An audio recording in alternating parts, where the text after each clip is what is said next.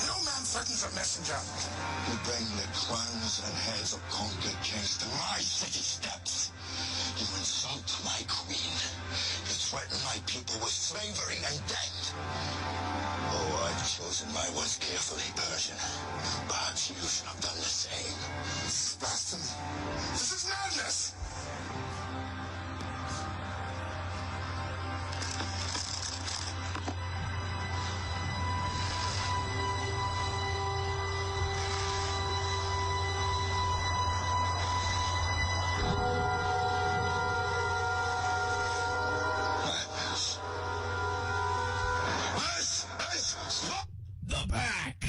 Welcome to the Pack, our last show of winter term. I hope you enjoyed that little video from 300, and that was a pretty intense moment as we're leading up here to March Madness. If you didn't get the little, what's the word I'm looking for? Similarity, what I was trying to compare there. So we're basically we're Spartans. Pretty much, yeah. That's what's going on here in the world of March Madness. It is madness, and we're here to talk to you all about it on the Pack. I'm Iain Dexter alongside Kellon Hughes, and we're missing Gunther Bird. He's going to be here, so we'll get him involved when he shows up. Just running a little late, finishing up one of his last finals that ended, I believe, at 150, so he's running over here as we speak. But before we get into some March Madness, we're going to start off with Western Oregon Athletics. They were in their own little bit of March Madness last weekend, specifically talking about the men's basketball team that's in Division II basketball, so not Division I, but they were taking part in the regional tournament in Division II, so pretty much the March Madness for Division II, and they were the number 8 seed going up against the number 1 seed, Azusa Pacific University.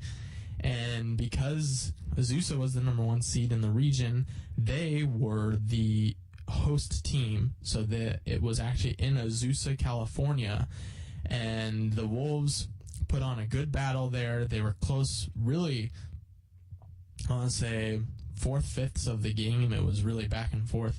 And at the end, Azusa started to pull away, and they eventually took the game 67-75. So the Wolves went out first round in the West Regional. But I still got to say, what a great season they had overall. Finished the year 23-7, 15-3 in the conference. And, the end wasn't as good as the middle. They were looking like one of the best teams in the country for a while in Division II, and then kind of had some slips at the end of the year. They ended up losing 4 of their last 6 games, including the playoffs for the GNAC as well as the West Regional, but still one of the best years ever for a Western Oregon basketball team, or a Western Oregon team in general. So you definitely got to give it up to them for their outstanding play this year.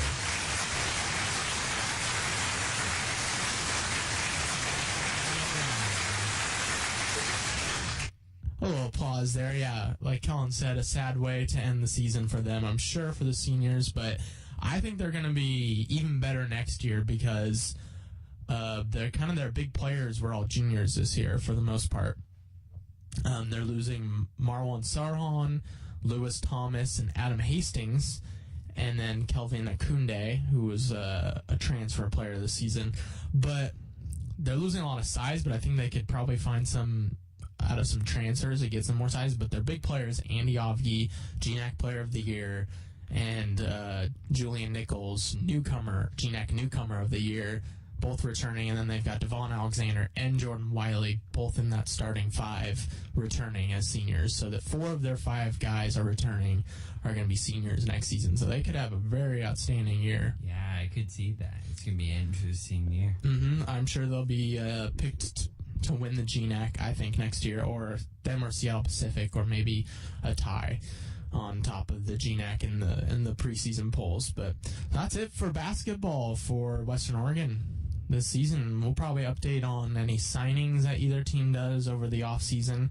But that's kind of it for them. So now we're left with baseball and softball for Western Oregon. And baseball has been hot of late. They've won 6 straight games. And they swept Montana State University Billings this past weekend on kind of a rainy weekend, as they won the first 2 games on Friday, and then they had to cancel the 4th and final game on Saturday. It was a little miserable. They moved the start time up from 12 p.m. to 11 a.m. on Saturday. Got the first game in with a few rain delays. I was there for that. And then the second game, they had a delay start for that game. Played. They didn't even get an out in the second game. Montana State Billings actually scored a run in the top half of the inning, had the bases loaded, and then they called it. And so they're actually going to continue where they left off in Billings, and they're going to play 5 games up in Billings when they play there in April.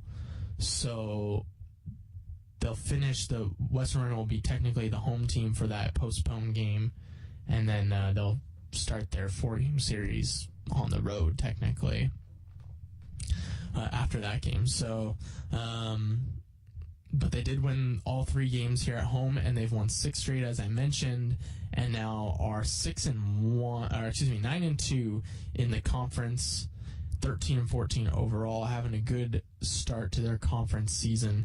When their out-of-conference schedule didn't go too well, but I believe it's almost all GNAC the rest of the way, other than a Cup 1 series against Lewis and Clark State.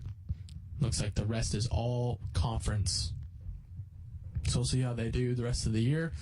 Been the best team in the GNAC for many years. I think they've won the regular season title like 13 straight years or something, so pretty impressive. And they're showing again why they are one of the best teams there. And then softball, they played 1 doubleheader, and then they had their second doubleheader also canceled due to weather. So that was going to be against Western Washington, so that one's moved back to April as well. But they did split their series against Simon Fraser University on Friday, and that was also pretty tough because it was 2 extra inning games back to back. They usually play 7 innings. First game went 10, which they lost 3-5, and then game 2 they won in 8 innings on a walk-off single from Jordan Williams in the bottom of the 8th inning. They won that 6-5, so they split that. It was their first conference loss of the year. They're 10-12 overall, 5-1 in the conference, and they next play against Central Washington University in Ellensburg, Washington this weekend, and then they play San Francisco State University in San Fran, and then also over the break they're going to take part in the Tournament of Champions in Turlock, California. Oh, good old Tournament of Champions. Yeah, so they're going to be playing 6 games there, and maybe they'll be the champions of the Tournament of Champions. And then they resume their GNAC schedule the rest of the way, come home on April 2nd, the next time we'll see them here at home. That's kind of our Western Oregon schedule, and let's move in quickly here to basketball. We're not going to go straight into March Madness here on the pack, but we're going to go into a little NBA madness. Kellon? This season has been a madness. It's a kind of a great way to put it. Kind of as the season's dying down, you don't really have a lot of distinguishing teams other than the Cavs are starting to really just show their stuff. Mm-hmm. But kind of with Portland's kind of iffy as of late. They're on the road, of course, but they kind of split so far in the road trip. They're 2-2, and kind of a interesting road trip so far as they kind of lost close to Miami last night. I heard about that game. It was Dwayne Wade. Did he hit a buzzer beater? Is that what happened? Or no, but he was on fire. Okay. Yeah, he carried them. I knew he had a very good game in that one. What was the final score of that? Do you remember? 105 to 101. So it was a close game, even with Dwayne Wade. Do you know how many points he scored? Ooh, it's got to be upwards of around 30. Yeah, I got him at 32 points. It looks like just pulled that up. And Aldridge had 34. Yeah, he had a impressive game and kind of a strength to Miami. They kind of prevented Lillard from doing much, so it was more of a weakness. And as the game came closer to its finale, Portland just couldn't get shooters open, and it led to their downfall. Looked like Blazers were up 57-48 at halftime too, so they had a 9-point lead that they ended up blowing. But yeah, the Heat are still a serviceable team, even though they're 31-36. Well, they also traded for Goran Dragic, which has really revitalized Dwayne Wade and really helped that team out, because now they just don't rely on Dwayne Wade, and their crazy center, I don't know if you've heard of him, Hasim Whiteside. No. Yeah, he came out of nowhere, and he's actually been very productive. Yeah.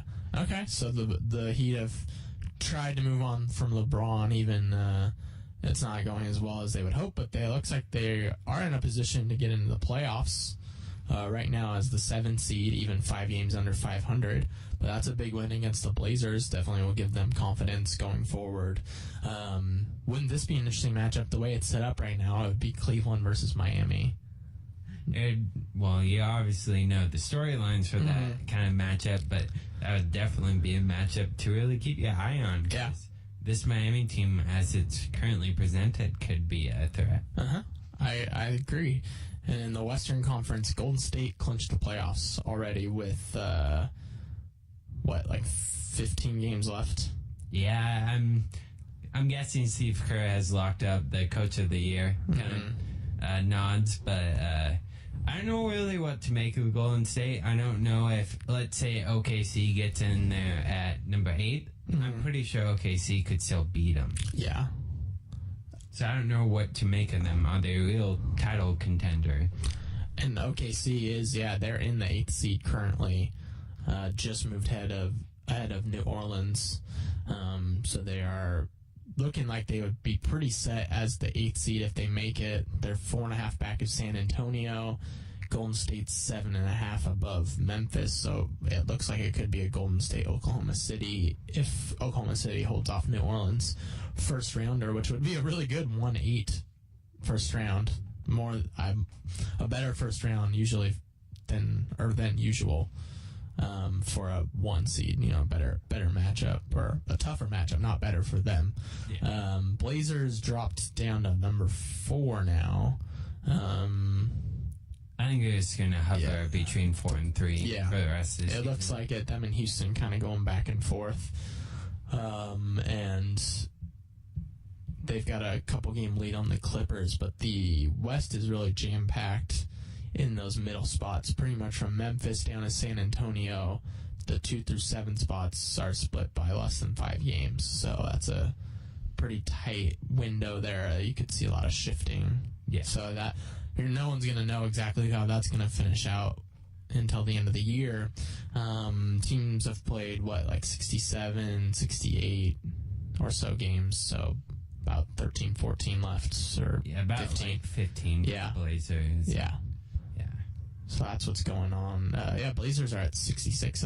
They got 16 games left, so they've played less than a lot of teams, it looks like. East, of course.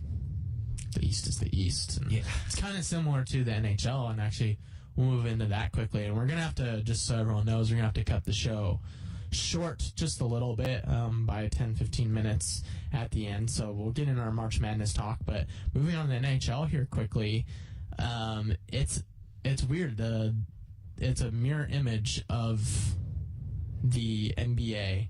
The East has a couple teams at the top. I feel like that's usually the case. Yeah, but their playoffs are pretty set. Like, there's only a couple teams that it's like, they might make it, they might not, but everyone else is already pretty much locked into it, even though no one's clinched yet. In the West, it's like there's 5 teams that you're like, I don't know if they're going to make it yet still. There's a few teams at the top. But starting with the East, we'll look at the East real quick. The top 3 teams in each division are pretty much already in. Montreal, Tampa Bay, Detroit in the Atlantic Division, and then the Rangers and Islanders, both New York teams, Penguins, and for the Metropolitan Division, and then there's the Capitals holding on to a wild card spot, and the Bruins holding on to the final wild card spot. Really, that's the Bruins spot is the only one that I even think is up for grabs. I feel like the Caps kind of have a good enough lead that they should be able to hold on. Bruins are 4 games up of the next place team, or 4 points up of the next place team, the Ottawa Senators, which is still, I mean, there's plenty of time with 12 or 13 games left for these teams for something to change there, especially with the way the Senators have played of late. They've won 4 straight and are 8-1-1 in their last 10 games, so they've been extremely hot and really come out of nowhere because they were below a few of these teams that are kind of falling out of it now, like the Panthers and the Flyers. A lot of people said, oh, yeah, the Senators aren't going to make it, but now look at them. They are really scratching at the heels of the Bruins, and the Bruins, though, have played well in their last 10, 7-1-2, so they're holding on by a little bit, with the Capitals 5-5 in their last 10. So I wouldn't say they're safe yet, but they've got a 7-point lead with 11 games left for them, so it feels more comfortable, but anything can happen, and if any team's going to blow this lead, I feel like it would be the Capitals. That's just kind of how they roll. They don't get it done in crunch time. That's true. Yeah. But I feel like he was hating. You feel like I'm hating? Do you like the Capitals? No, I don't. Okay. Yeah, I'm not a fan of the Capitals, but this is what they've kind of always done. Even when they were really good, when they were like the number 1 seed, they just blow it in the playoffs. They're not crunch time player or team. Alex Ovechkin is a great regular season player, but he has not ever proven in the playoffs that he can get it done. They haven't even been in the finals since he's been on the team. I think they may have been in the East finals once or twice, maybe, but a lot of times they're first or second round out, and they should be going further. But now they'd be an underdog, and actually in the last few years they've missed the playoffs too. So I think they're a really underperforming team, even with all the talents that they have. I think a lot of fans in Washington, D.C. are getting fed up with it a little bit. But they look like they're in a position to make the playoffs, so we'll see if they do and how well they do in that. They'll be playing one of the number 1 seeds as a wild card, assuming they are a wild card. In the Western Conference, there's the Ducks, who are pretty much good to go. And then the Central Division looks fairly locked up with the Blues, Predators, and Blackhawks on top. But then after that, you've got the Canucks, the Kings, the Jets, the Wild, the Flames, and then you can even say the Sharks, Avalanche, and Stars still hanging around. They're all battling for those last 4 spots. So it looks like it's about 8 teams for 4 spots. Right now, the Canucks and the Kings are holding the Pacific Division spots. The Jets and the Wild holding the wild card, and then the Flames are 1 point out of the wild card, 1 point behind the Kings in the Pacific, and then San Jose is 5 back of the Flames. Colorado's 1 back of the Sharks, and Dallas is 1 back of the Avalanche. So that's kind of jam-packed there. A lot more teams battling for it. And these last 10 to 12 games are going to be really big for all these teams. And Flames play tonight. They play the Flyers in the East. There's a few games I'm personally looking at. Obviously, the Sharks against the Maple Leafs. Hopefully, the Sharks just lose and continue to fall out of it. Who else? The Wild against the Capitals. That's a big game for just both conferences in general. Jets and Blues. And the Blues have been hot as can be of late. And so the Jets will have their hands full. And then I believe even Colorado is playing tonight. Trying to get their way back into it. But they need to start winning, Gunther Bird, as he joins us on the show. Welcome in. Yes, thank you. I made it. You did? Yeah, like I said, end of the season's coming up, so it's crucial to get wins. Yeah, the Avalanche, they have 13 games left. So they have one game in hand on a lot of these teams. Like, they've played one less. So if they win here, tonight they would jump over the Sharks and then be 5 games back at the Flames, 6 of the Jets. So still a lot of time because wins get you 2 points. So it's pretty much like you're 3 games back or so of being in the playoffs. So with 10 to 12 games left, there's still time to make up that ground, but it's especially hard with how many teams are battling for it. It's not just, I think the Senators have a real advantage because all they're really chasing is the Bruins, and there's no one else really even that close to them that they have to worry about so much. So if they just take care of their own business, and the Bruins maybe slip up a little bit, then they'll get in. But it's like the Avalanche and the Stars and the Sharks, they need a few teams to fall, and so that's really tough. Their head-to-head games will be especially crucial. I think the Flames and Avalanche even play again here soon, so that's a chance for the Avalanche to make up more ground or the Flames to widen the gap. Flames end their season against the Jets. I think that's going to be a really big game because the Jets hold that last wild card spot right now. And, if the trend continues right now, then that could be a game to get into the playoffs, which would be, that would be scary for me. I'd be really nervous during that one for sure.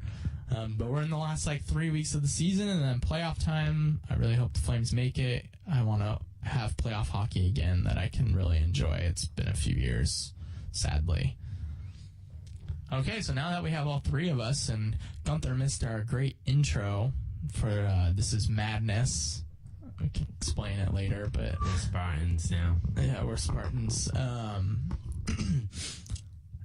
We're moving on to March Madness here with about 20 minutes left in our show. So we're going to wrap it up with March Madness. And we all filled out our brackets.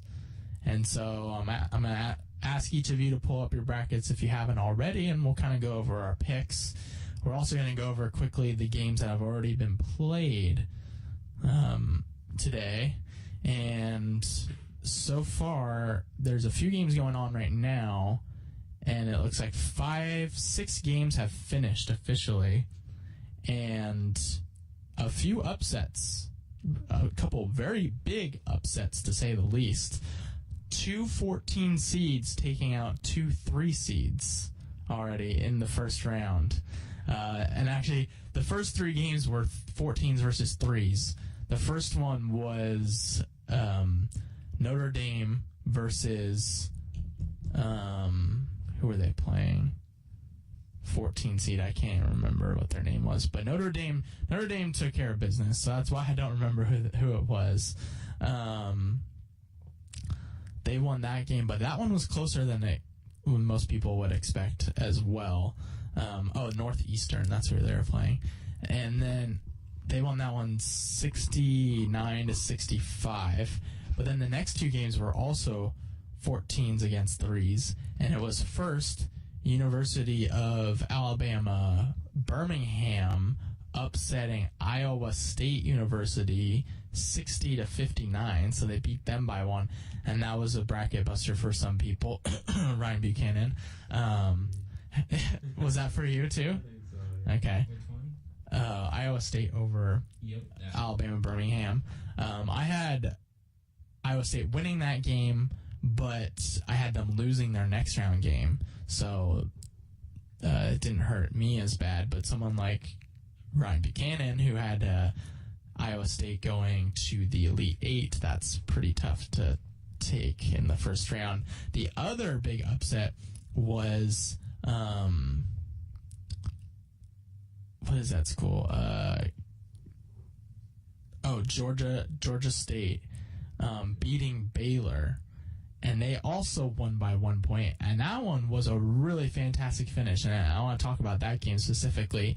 Baylor was up 10 points with about 3 minutes left, and they're the favorite, and obviously it felt like it was over, and suddenly Georgia started hitting some threes, hitting their shots, and Baylor started missing and flubbing it. It was down to a 5-point lead, and then Georgia State cut it down to 2 points with about 14 seconds left, and they foul the Baylor player. He's shooting a 1-and-1 at the line, and about 13 seconds left. The Baylor player goes up to the line. If he hits both, he can almost ice the game because it'll be a 4-point lead. And he misses the first free throw on a 1-and-1. So obviously, Georgia State can now rebound it, which they do. They get the rebound with 12 seconds, go down the court, make a couple passes, and then the son of the head coach gets a pass, takes a deep three, like 5 feet behind the arc, just takes one from back there he puts it up with about 5 seconds left, huge arc, and he hits it. Takes the lead by 1 point. They were down by 2, so I was surprised they took a 3 right there. But he hit it. The head coach, who had a broken foot or something, was having to sit on a stool during the game, and goes flying off his stool, like, onto the floor in excitement. And then there's 2.7 seconds left, and Baylor inbounds it. Wasn't a very good spot where he inbounded. A guy tries to put one up and goes off the backboard, and they win by 1. So Baylor gone. I had Baylor going to the Sweet 16 in this case, so I had them winning another game. So that one didn't go well. So that's another upset.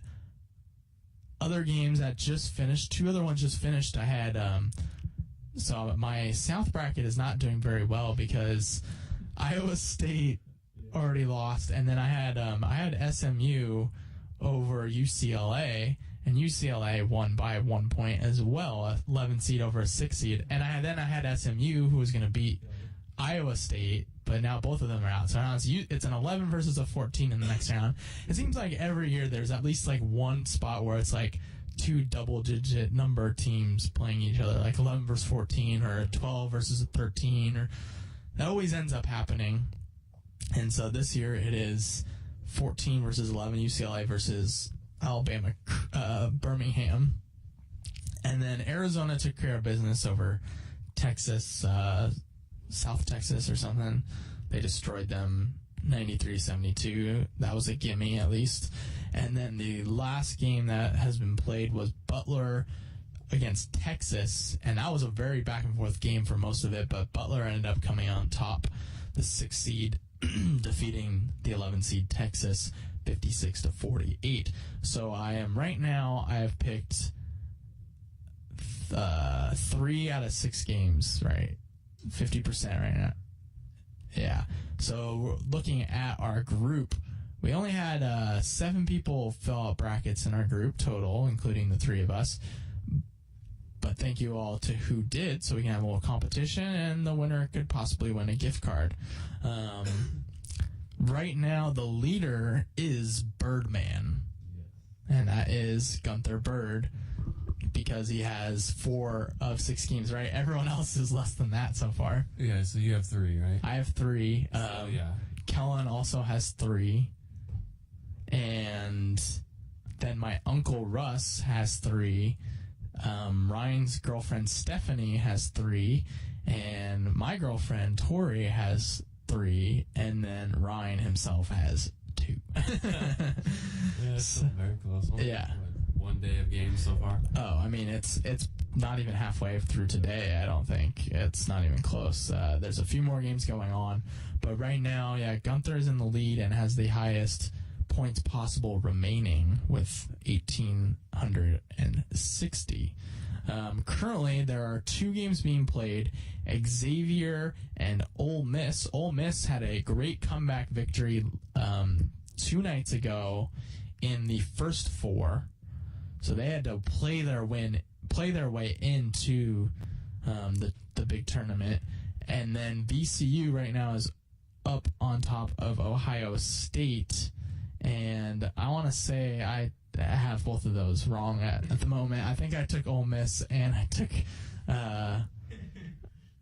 Ohio State, I believe. Let me just double check here. I know I took Ole Miss.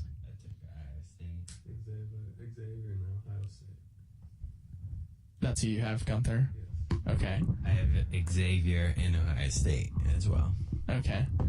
I have Ohio State over VCU, but then I took Ole Miss because I liked the way they played in the game in the first 4. I watched that game, but Xavier is up 36-24 right now at half. VCU is up 25-18 with about 5 minutes left in the first half. So we'll see how those games go. We got a few more games later. The first 1 versus 16 game of the tournament, Villanova or against Lafayette, I believe. I'm sure everyone picked the 1 seed in that one. It's Purdue, Cincinnati, starting in an hour and a half. Harvard and University of North Carolina, that's a 13 versus a 4.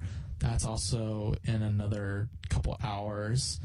Games all day. All day, and then the big team that everyone's talking about, of course, is Kentucky. Did you have them to win? I have them going to the finals, but losing to Duke. Who do each of you guys have? Kansas taking the win. Kansas all the way. Against Duke. Against Duke. Yes. Yeah, I think I looked at your bracket, Gunther, and you had Kansas beating Kentucky in the Elite 8 because they're in the same region. Kentucky is the 2, or Kansas is the 2 seed.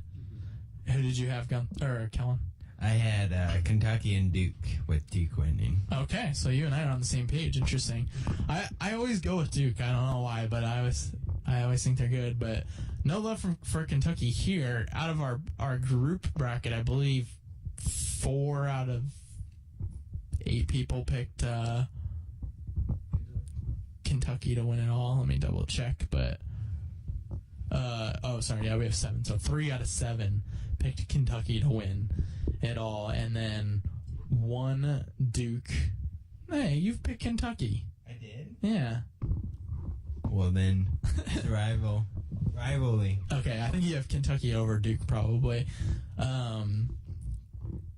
Gunther has Kansas over, who'd you say, Duke. My uncle Russ has Arizona, which I think is actually a pretty good pick. Arizona is a really good 2 seed. They are going to beat Gonzaga, so 2 seeds there. And they'll take Kentucky out in the Final 4. Stephanie has Kentucky over, I'm pulling this up here, Kentucky over Duke. All right, so we got a lot of Kentucky-Duke battles. I didn't even have Kentucky in the Final 4. No. They're undefeated through this season. They're the reigning champions. So, Atmosphere changes. yeah. Oh, yeah. But they were there last year with a lot of... I think they started all freshmen last year, so all of them are... Yeah, they're good. They're very good. Hard to beat. Yep. I think someone will upset them, though. I think it'll happen. Yeah. You got a target on your back. Yep. Tori took Wisconsin over Villanova. And Ryan, I believe, also had Kentucky over Duke, but let me double check. I know he has Kentucky. But yeah, Ryan's already he's already missed. He's 2 for 6 to start. That's pretty tough. Why do I feel like that's not good company? Former host of the pack. He always seems to struggle on these things too. He struggled last year. I think actually last year we did a bet. We should have done it this year again. But the loser, it was between me, Ryan, and a guest we had, Andrew McIntyre. The loser had to shave their head and their facial hair. Because Ryan had the beard. He had short hair. So we made it beard and head. And then Andrew had long hair. And you can actually go on the Facebook page. We have a picture of before and after for Andrew because he's the one who ended up losing. He had long curly hair and stuff, and he shaved it off, and the beard, and he had a beard too. So Let's do it. we could do it right now if you guys want to. I mean, we're still early. Gunther's got the slight lead, but are we gonna make the bet right now? Yeah. All right. So loser has to shave their head. All right. Sounds good. In facial hair. All right, yeah. Gunther's got the most. Yeah, I know. It's time to shave anyway, so getting there. Yeah, but the head will be all right. Let's do it. We'll post another video. And last time I actually lost a bet to Ryan, I think, because we did a Super Bowl bet last year, and I lost. And so we actually have a video of my head getting shaved. Tori did it on camera, and it's on our page. So, all right. So the person with the least amount of points at the end has to shave your head. Yep. So let's compare our brackets a little bit. Do you want to pull yours up again real fast? We'll have another couple minutes. Let's go through each of our first round picks. Actually, let's go in reverse order. So we'll go finals, elite, or final four, elite eight, kind of do our sweet 16, and then we'll just look at what our picks are for each of the games coming up. So I've got in my finals, Duke over Kentucky. The final score I predicted was 75-71.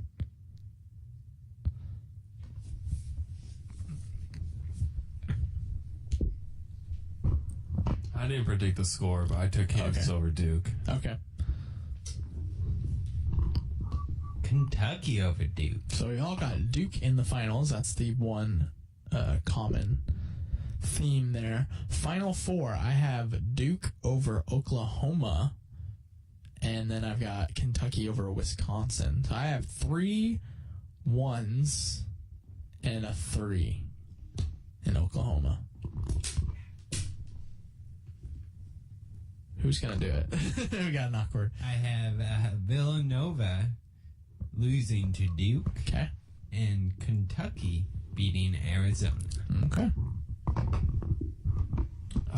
Kansas is going to be beating Arizona, and then Duke will be beating Louisville. Louisville. That's a interesting pick as the 4 seed. Yeah. Louisville's always a good team though in these tournaments though. Okay, let's go to the Midwest, top left corner. I've got Kentucky over the 4 seed Maryland. Oh, excuse me. That was Sweet 16, but Kentucky over Butler in the Elite 8 for that one. In the East, I've got Oklahoma over University of Northern Iowa. So that's a 3 versus a 5. And then in the West, I have Wisconsin over Arizona, 1 versus 2. That one I feel like is a toss-up, though. I think Wisconsin and Arizona are both very good. And then in the South, Duke over Gonzaga, another 1 versus 2. And I think Gonzaga is a very good team as well. So that's why I picked those. I think those are the top 1-2 battles in my opinion. But yeah, I had Duke over Gonzaga, Arizona over Wisconsin, and Kentucky losing to Kansas. yeah. And then Louisville beating Oklahoma. Okay. Right. Hold on 1 second. I have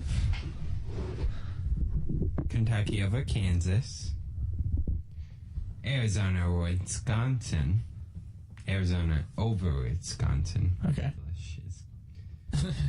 Killing me. Villanova over Oklahoma. All right. And Duke over Gonzaga. Alrighty.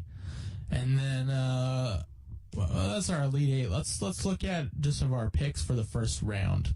So starting in the Midwest, we'll go by each region, and some of these games have already been played. But so in the first round, I've got, or who do you guys got?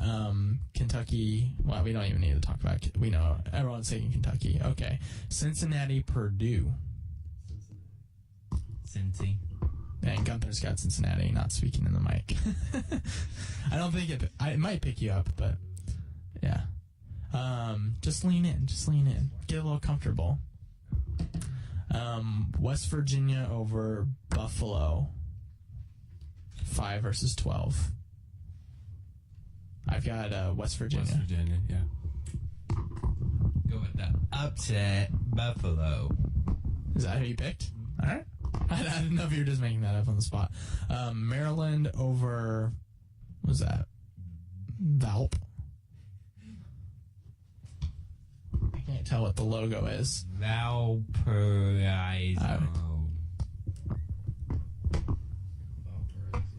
Is that what it actually is? Oh, yeah. I actually remember that name, yeah. I've got Maryland. I have Maryland as well. Make that 3. Okay. And then Butler, I had Butler over Texas, Notre Dame over NE. Is that New England or something? That's what I'm used to seeing as for NE. So both of those were right. Oh, you have them all right there. What is it? New Eastern. Oh yeah. Northeastern. Northeastern, yeah. We already said that. Wichita State over Indiana. 7 over a 10 I picked. Yeah, I picked Indiana. Just Okay. because I like the way they played from recent years. So I figured, hey, Yeah. let's get a little upset going. Yeah, Wichita State was undefeated last year coming into the national tournament last season, so they were the team that was like, ooh, the big undefeated, and they ended up losing In 8? Lead 8 or Sweet 16. Yeah. They did not make I it to think the they were finals. overhyped. Yeah. Okay. I'll go with the Shockers. Is that their name? Yeah. I'll go with that. Okay. That's what I put. Shockers. And then Kansas, New Mexico State. I think we'll all go Kansas probably on that one. Kansas all the way. Yeah. Gunther's got Kansas on the way. We know that. Okay, let's move over to the. Let's get these last few out of the way so Kellon can get out of here on time. In the East, Villanova. I'm sure we're all taking Villanova. NC State against LSU. I am taking LSU, the 9 seed, over the 8. NC State. Okay. And Kellon. NC State. Okay. I'm alone on that one. I've got Northern Iowa over Wyoming. You guys? Same here. Yeah. And I've got Northern Iowa in the Elite 8, so it's a big game. Northern Iowa as well. Okay. Louisville over UCI. Same. I have Louisville as well. Yeah. Providence over Dayton. Dayton won their first game won in the first 4 to get into this. Go with team where Steph Curry's from. Yeah. Okay. Providence. Okay. Oklahoma over or against is that? I don't think it's is Albany. Yeah, I didn't think it was Alabama. I took Oklahoma. Oklahoma. Yeah, Oklahoma's in my Final Four, so that's yeah. We all had. Michigan State. I got Michigan State over Georgia. Looks like you guys agree. Yeah. Yep, same. Michigan State is always a good team in these tournaments too. Even as a 7 seed, I've got them actually upsetting Virginia in the next round. And then Virginia over Belarus. I don't know. Huh? Belmont. Okay. Belmont State. Yeah. Okay. In the West, Wisconsin. I'm sure we all got Wisconsin. How about Oregon over is that Oklahoma State University? Yeah. The Cowboys. You've got Oklahoma. All right. Gunther. I got Oregon. Okay. I've got Wofford upset over Arkansas. I got Arkansas. Same. Arkansas. Okay.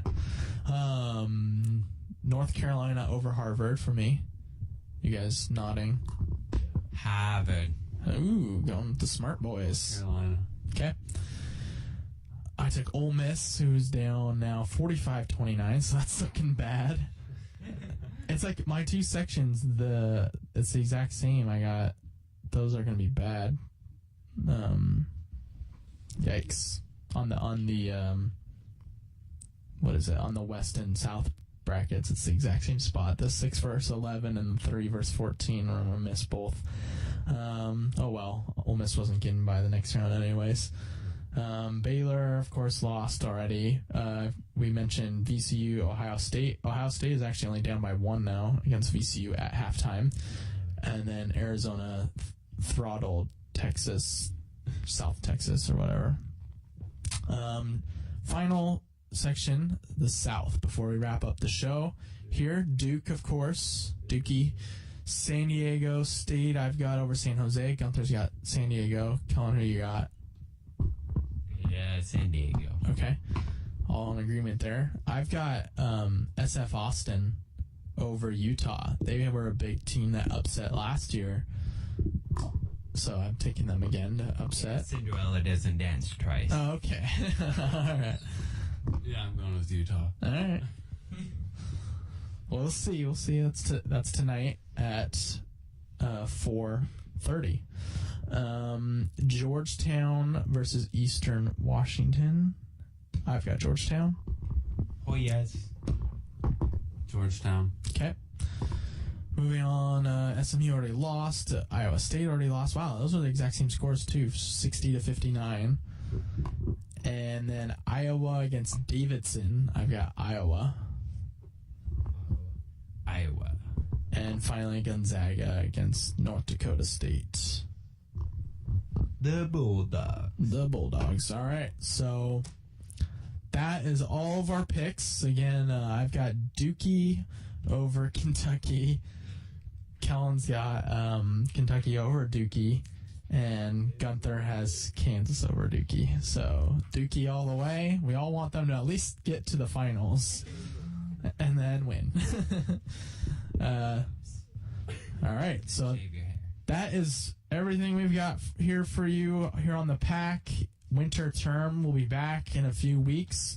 During spring term, I don't know if that's technically April or if that's right at the end of, or if that's at the end of March. I believe it depends what day we come back. Yeah, if we come back on our regular scheduled times on Tuesday, it'll be the last day of March. But any day after that, of course, will be April. So we will see all of you again here on the Pack, KWOU Radio, in the new term. And me and Gunther are graduating, so our last term. Woohoo! So thank you all for listening, and be sure to watch the madness unfold over the next couple weeks. And we'll see you again soon. Signing off for Gunther Bird and Kellon Hughes, I'm Ian Dexter. Have a good afternoon.